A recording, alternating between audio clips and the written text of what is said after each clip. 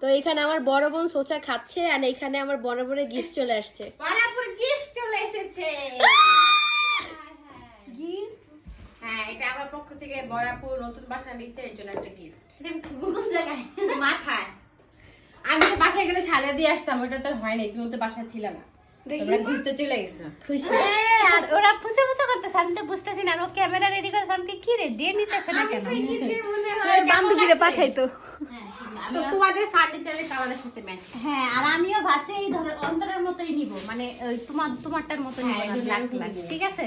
এখানে আমি শান্তিদারে কালকে বলছিলাম না, শান্তিদা বড় বাসা নিলে নিব, তাও যাক ছোট বাসায় তাই কি হয়েছে, বড় ল্যাম্প ড্রয়িং রুমে রাখবা। ভালোই হবে। আমার ওই যে অনেক সুন্দর গাইস, একটু দেখি।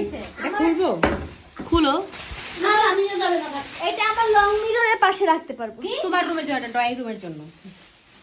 এটা আমার বড় বোনের। এখানটা ফুলের টপ